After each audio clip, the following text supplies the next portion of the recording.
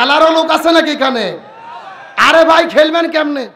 4 বছর ধরে গবেষণা শুনলাম খেলা হবে, অথচ খেলার দিনে দেখি মাঠত কোনো খেলোয়াড় নাই।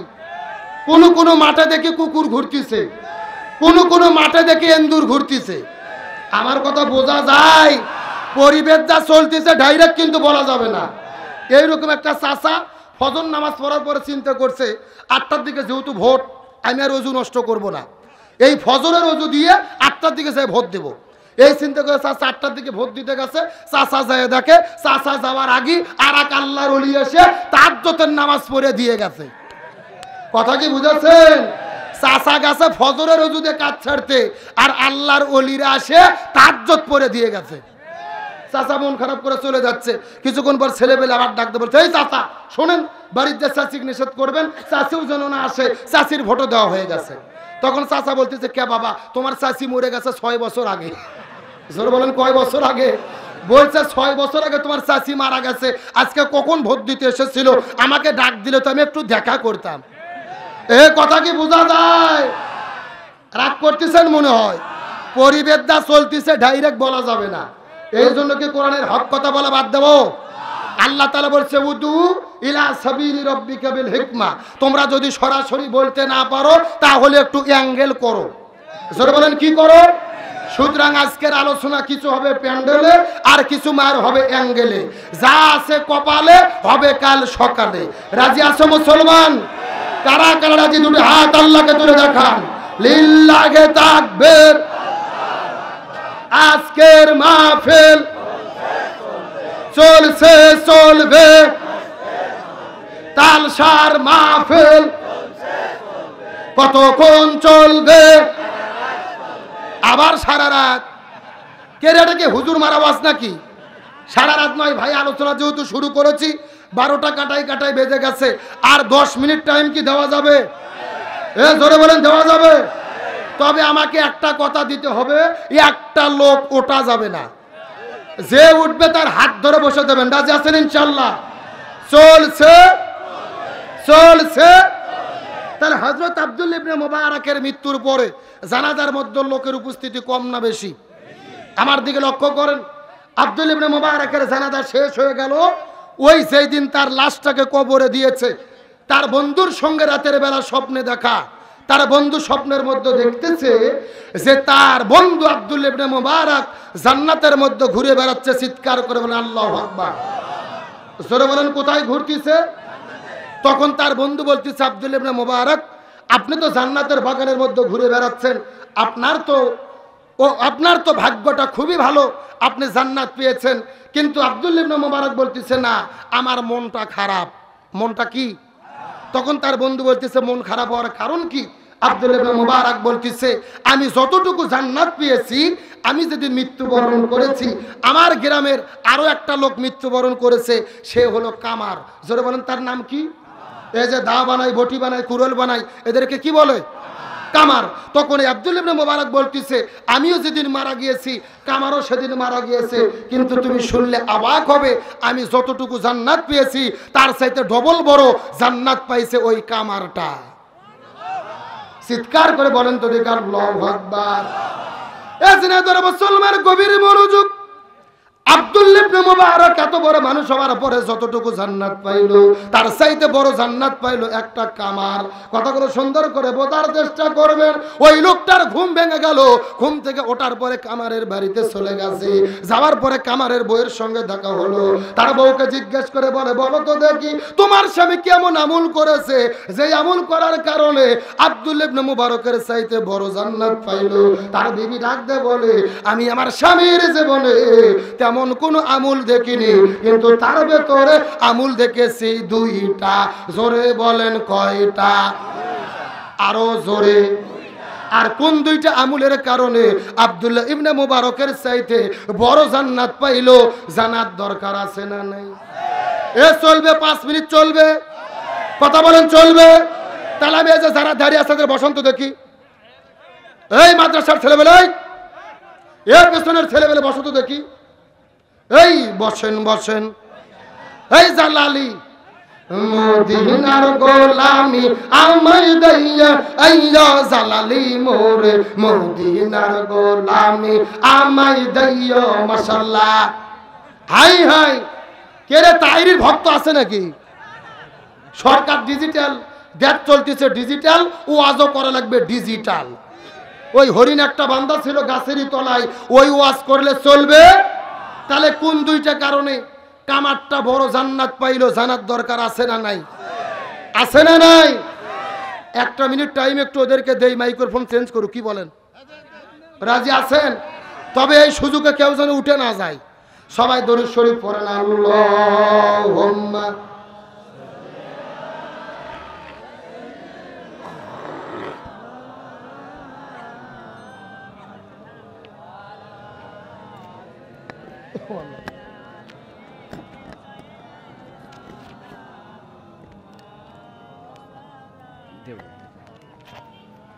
সকলে পড়ি আল্লাহুম্মা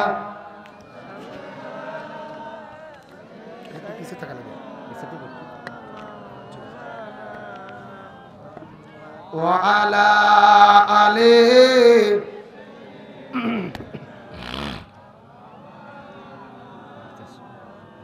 আল্লাহ তাআলা কবুল করুক। সকলে বলেন আমিন। তাহলে চিৎকার করে বলেন কয়টা কারণে?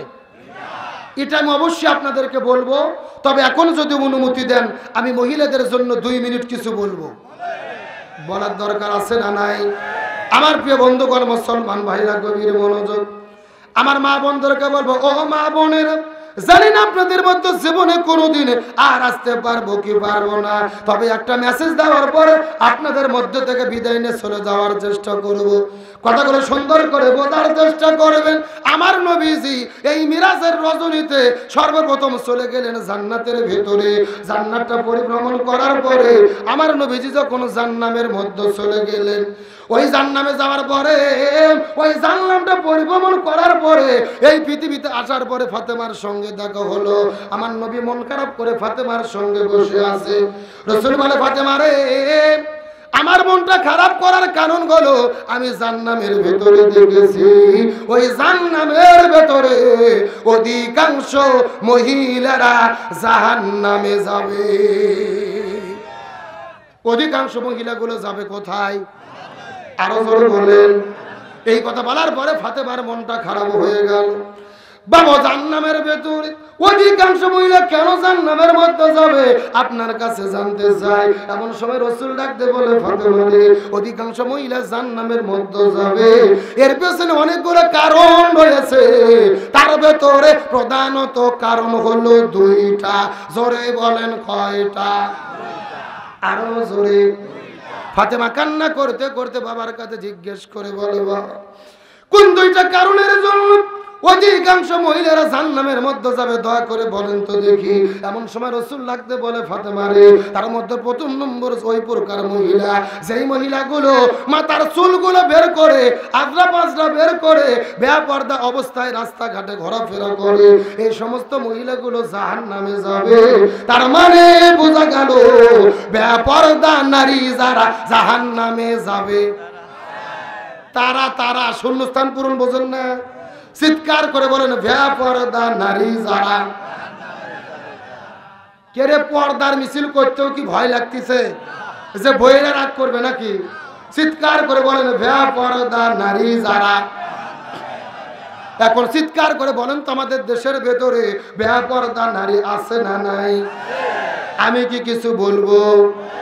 এ যুগের নারীদের ধরন বলিতে লাগে শরম সকালবেলা, আরে সকালবেলা বোরকা পরে, বিকালবেলা ওড়না নাই। দাদা ভাই, ডিজিটাল দেশ বুঝিয়ে টাই। এ জোরে কর না কা। দেখবেন সকালে এমন ভাবে বোরকা পরছে, সেনার কোনো বুদ্ধি, আবার বিকেলে বোরকা তো দূরের কথা, শরীরে ওড়না পর্যন্ত থাকে। এতক্ষণে এই ছেলে পেলে কই গেল? তোমাদের মাইকের ব্যারাম কি জানো? এই মাইক্রোফোন প্রথম থেকে খারাপ। আমি আসার পরে এটাতে কোনো সাউন্ডই পাইনি। এই মাইক্রোফোন লাগানোর পরে সাউন্ড কেবল কানত বাড়ি খাচ্ছে। এতক্ষণ ওয়াজ করছে কানার মতো, আর বারবার বলছে সাউন্ড ঠিক করো। এরা তোমরা কি মেশিনের ম্যানেজার? 2 ঘন্টা পরে রোগ ধরতে পারছো। যাক, যা হয়েছে হয়েছে, এখন আর কি করবেন রে ভাই, যেই রকম ড্রাইভার ওই রকম চালক ওই রকম গাড়ি, কথা কোন ঠিক কিনা?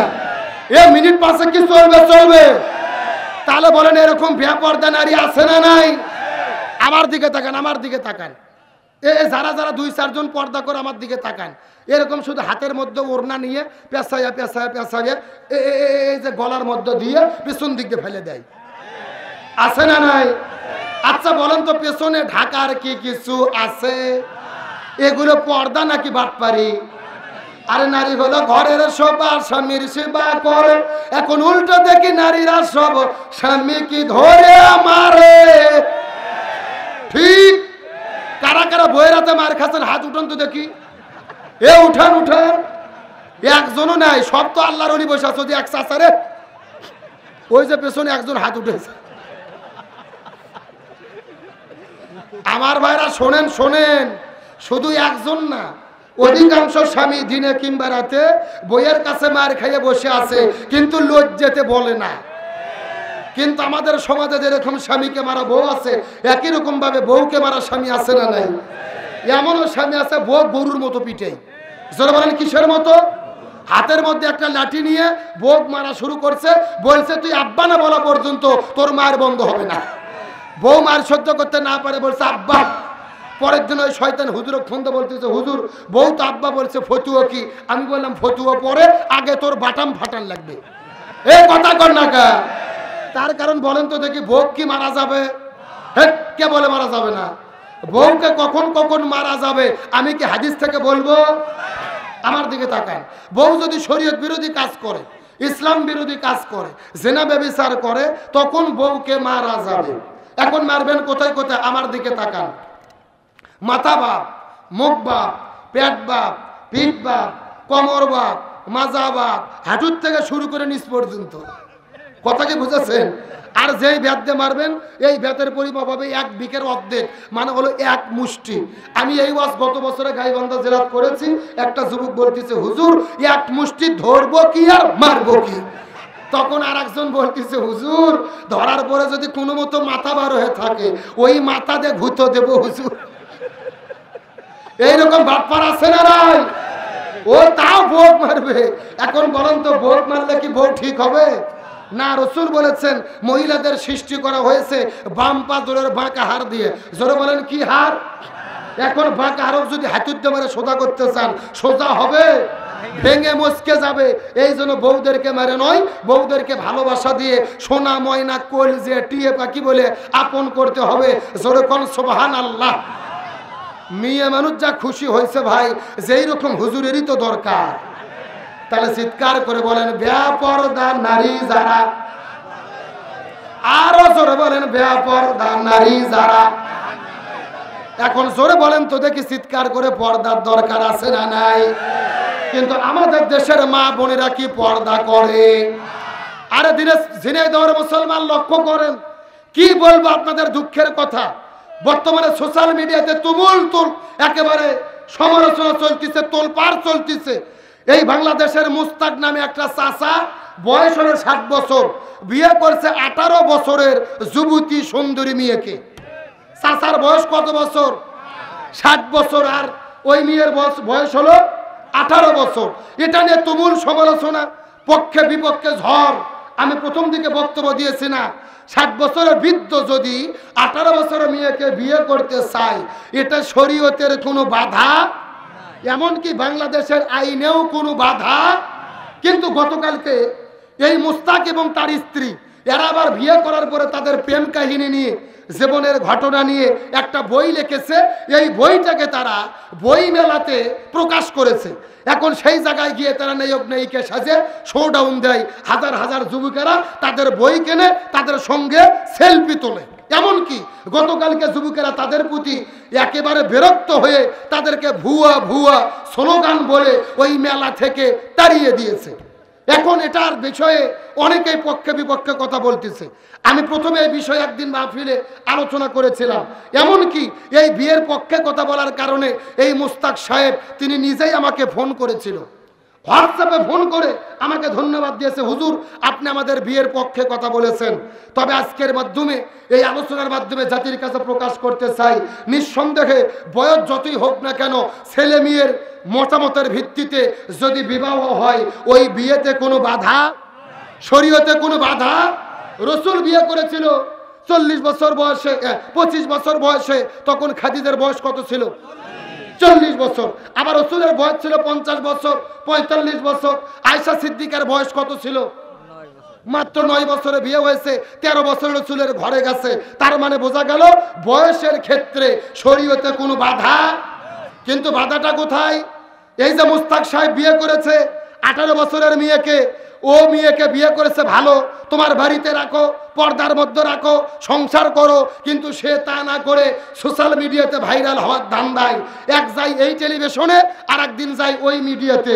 ওই 18 বছরের মেয়েকে নায়িকে সাজাইয়া সারাদিন শুধু টিকটক করে, ভিডিও বানাই, লাপালাপি করে, কাপড় ব্লগ করে। এগুলো দেখতে দেখতে বাংলাদেশের যুবকেরা অতিষ্ঠ। কথা বলে না কেন? আচ্ছা তোমরা বিয়ে করেছো, করে খাও, সেটা আবার বই লিখতে হবে কেন? আবার বই লিখেছো ভালো, সেটা আবার নিজেরা বিক্রি করতে গিয়ে সেলফি তুলিচ্ছ, টিকটক করিচ্ছ, ভিডিও বানিয়ে ফেসবুকে ছাড়ছিচ্ছ। এখান থেকে বোঝা যায় বিয়ে করছো ভালো, কিন্তু অতি বাড়াবাড়ি করে তোমরা ভালো করোনি। আরে ভাই, তোমার বইয়ের তো এমনি বয়স কম, তুমি তাকে পর্দাতে রাখো, বরকার মধ্যে রাখো, ঘরের মধ্যে রাখো। তা না করে তাকে নায়িকা সাজাইয়া নিজে বুড়ো বয়সে নায়কের ধান্দা, নায়ক সেজে টিকটক ভিডিও করে, কাপড় ব্লগ তৈরি করে, একেবারে নাচানাচি করে, গান গায়। এটাকে মুসলমানরা মানতে পারে? আমার কথা সোজা, আমি বিয়েকে সমর্থন করলেও টিকটক ভিডিও, লাপালাপি, নাচানাচি, গাওয়া, অশ্লীলতাকে সমর্থন করতে পারি। এই মুস্তাক এবং তিশাকে বলবো, তোমরা বিয়ে করেছো ভালো, দোয়া করি করে খাও, তবে দয়া করে এই টিকটক ভিডিও বানানো, অশ্লীলতাকে বাদ দাও। কথা কোন ঠিক কিনা? অশ্লীলতা যেখানে আছে সেখানে আমরা থাকতে পারি। এই যুবকেরা অতিষ্ঠ হয়ে বইমেলা থেকে ধাপড়ায় বের করে দিয়েছে। এদেরকে বলবো, এখনই যদি তোমরা সোজা না হও, ভবিষ্যতে তোমাদের আরো অপমানিত হতে হবে। আল্লাহদেরকে হেদায়েত দান করুক, বলেন আমিন। তাহলে চিৎকার করে বলেন, বেপরদা নারী যারা, আরো জোরে বলেন, বেপরদা নারী যারা।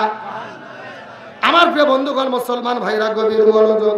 ফাতেমা ডাকতে বলে, বাবা আপনি বলেছেন 2 প্রকার মহিলারা জান্নাতের মধ্যে যাবে, তার মধ্যে প্রথম হলো বেপরদা নারী, 2 নম্বর কারা জান্নাতের মধ্যে যাবে বলেন তো দেখি। রাসূল বলে, ফাতেমা রে, 2 নম্বর হলো ওই প্রকার মহিলাগুলো যেই মহিলাগুলো স্বামীর খেদমত করে না, স্বামীর কথা মতো জীবন পরিচালনা করে না, স্বামীর আনুগত্য করে না, এই মহিলাগুলো জাহান্নামে যাবে। তার মানে বোঝা গেল স্বামীর অবাধ্য স্ত্রী যারা জাহান্নামে যাবে। কেন আপনারা কি বুঝতেছেন না? চিৎকার করে বলেন, বেপরদা নারী যারা, স্বামীর অবাধ্য স্ত্রী যারা। এই জন্য রাসূল বলেছেন, মহিলাদের জন্য 4টা আমল করতে হবে। 1 নম্বর নামাজ, 2 নম্বর রোজা, 3 নম্বর স্বামীর খেদমত, 4 নম্বর পর্দা।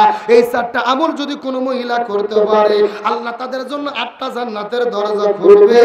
যেই দরজা পছন্দ ওই দরজা দিয়ে তারা জান্নাতে চলে যাবে। আল্লাহ তাআলা মহিলাদেরকে এই 4টা আমল করার তৌফিক দিক, বলেন আমিন। তাহলে ওই যে কামার বড় জান্নাত পাইলো কয় কারণে? মিনিট 5 টাইম কি দেওয়া যাবে? আলোচনা কি চলবে? কারা কারা চলবে না হাত তোলেন। আপনাদের ঘুম যে ধরে গেছে এবার বোঝা গেল। এ সত্য সত্য কারা কারা চলবে হাত তোলেন তো দেখি। লিল্লাহি তাকবীর। এ সাউন্ড আগের মতো নাই, হাত নামান। আপনাদের এখানে কি ফুটবল খেলা হয়? বিয়ে অবিয়ে খেলা হয় না? এক পাশে যারা বিয়ে করছে তারা, আর এক পাশে যারা বিয়ে করেনি তারা, এরকম খেলা হয় না? এখন একটা তাকবীর দেব, প্রথমে তাকবীর দেবে যারা বিয়ে করেনি তারা, তারপরে তাকবীর দেবে যারা বিয়ে করেছে তারা। দেখি কাদের সাউন্ড বেশি দেখার দরকার আছে না নাই। প্রথমে হাত উঠাবো অবিবাহিত কারা কারা দেখি।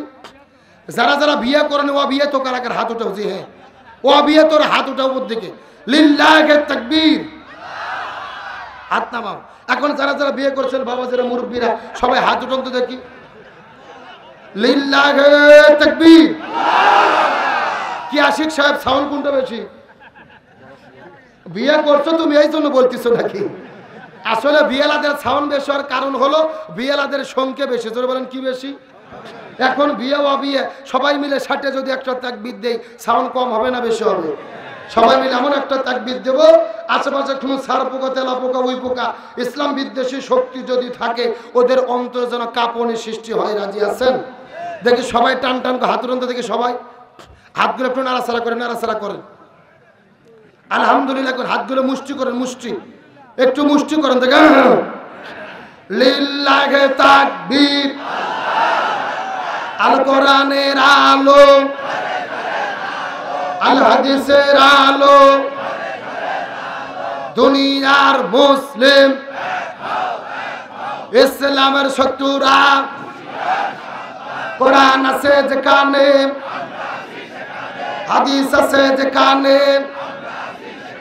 আল কোরআনের আলো, সংসদে জালো, ঘরে ঘরে জালো, সারা বিশ্বে জালো, দুনিয়ার মুসলিম ইসলামের শত্রুরা লিল্লাহে তাকবীর। আলহামদুলিল্লাহ বলেন। আমার মনটা ভরে গেছে ভাই। রাত বাজতেছে 12টা 21 মিনিট, অথচ আপনাদের চোখের দিকে চাইয়া মনে হচ্ছে সন্ধ্যা 7টা বাজে। এ কথা কন না কা, মানে রাত 12টা কখন পার হয়ে গেছে আমরা বুঝতেই পারিনি। আমার মন বলতেছে আজকের মাহফিল আল্লাহর দরবারে কবুল হয়ে গেছে। জোরে করে আমিন। তাহলে এতক্ষণ পর্যন্ত যেহেতু ছিলাম 3 দিন ব্যাপী তাফসীর মাহফিল, আজকে সমাপনী দিবস, মোনাজাত না করে কি আমরা যাব? সামনের বছর এই মাহফিল পাবো এর কি কোনো গ্যারান্টি আছে? সুতরাং মোনাজাত না করে আমরা কেউ যাব? এখন আপনাদের চিৎকার করে বলি, বলেন এই যে 3 দিন ব্যাপী তাফসীর মাহফিল, এই মাহফিল হওয়াতে আপনারা খুশি না বেজার? এই মাহফিল প্রতি বছর হোক, আপনারা চান কি চান না? কারা কারা চান না হাত তোলেন। যাকে এবার সবার বুদ্ধি খুলে গেছে। এ সত্য সত্য এই মাহফিল কি আরেক বছর সামনে বছরে কারা কারা চান হাত তোলেন তো দেখি।